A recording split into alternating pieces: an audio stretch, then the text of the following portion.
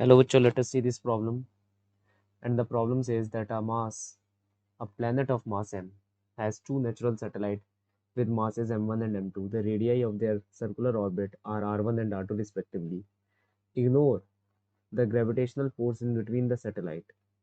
Define v1, l1, k1, and t1 to be respectively the orbital speed, angular momentum, and kinetic energy of the time period of revolution of satellite 1, v2, l2, k2, and t2 to be the corresponding quantities of satellite 2. Given m1 and m2 equal to 2, r1 by r2 equal to 1 by 4, match the ratios in the list 1 to the numbers in the list 2. तो देखो हमारे को यहाँ पर क्या given है भाई, m1 bye m2 की वैल्यू गिवन है हमारे को 2, r1 बाय r2 की वैल्यू हमें गिवन है भाई 1 बाय 4। ठीक है। अब की कंसेप्ट हमें कहता है कि भाई जो ऑर्बिटल वेलोसिटी होती है किसी भी सैटेलाइट की inside the orbit, it will be G mass of the planet upon में R, that is the radius of that particular orbit. That is मैं ये कह सकता हूँ यहाँ पर कि जो ऑर्बिटल वेलोसिटी है it is 1 by R, under root of 1 by R की क्या होती है, इन्वर्सली प्रोपोर्शनल होती है। तो अगर मैं पी की बात करूँ that is v1 bye v2, तो यहाँ पर मैं लिख सकता हूँ r2 बाय r1, और वो भी किसके अंदर, हमारा अंडर रूट के अंदर। ठीक है, मानते नहीं मानते, अंडर रूट आएगा। तो यहाँ पर r1 बाय r2 की वैल्यू है 1/4, तो r2 बाय r1 की वैल्यू है 4/1 का under root which will be equal to 2। So इसका आंसर आना चाहिए 2। ठीक है, अब आ रहा है L1/L2 की वैल्यू हमें निकालनी है। L का मतलब होता है M V R, circular orbit के अंदर एंगुलर मोमेंटम, ये वेलोसिटी v, ये रेडियस r, ये 90 डिग्री का एंगल। तो M V R sine theta में यहाँ थीटा क्या है 90 डिग्री।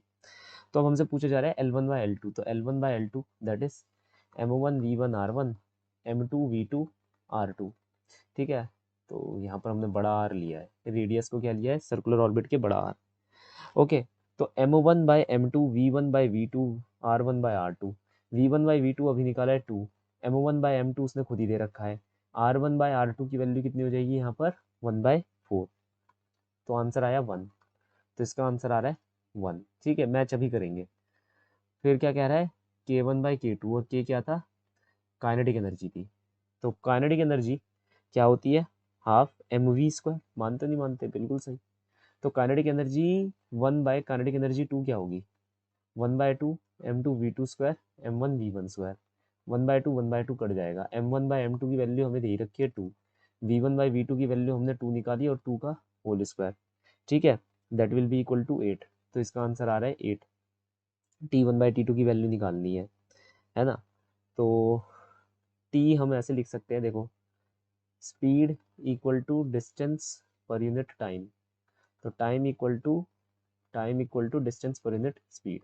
तो t1/t2 इक्वल टू पहले का डिस्टेंस अपॉन पहले की स्पीड, और ये हो जाएगा दूसरे की स्पीड अपॉन दूसरे का डिस्टेंस। ये हो जाएगा r1/r2, क्योंकि जो डिस्टेंस है सर्कुलर पाथ का वो होता है 2πr, तो r1/r2 इंटू v2/v1। ठीक है, अब r1/r2 है 1/4 और v1/v2 है तुम्हारा 2, तो v2/v1 हो गया 1/2। तो आंसर क्या आएगा 1/28, 1/8। ओके, तो इसका आंसर होगा 1/8। सो देखो यहाँ पर अगर हम ध्यान से देखें, p की वैल्यू है 2, that is p is corresponding to 3, ये आ गया। Then q is corresponding to 2, ये आ गया। Then r is corresponding to 8, 8 क्या है 4 हमारा, ये आ गया। और s is corresponding to 1। Okay, so the final solution for the following problem is option number 2. Hope you understood well. Best of luck.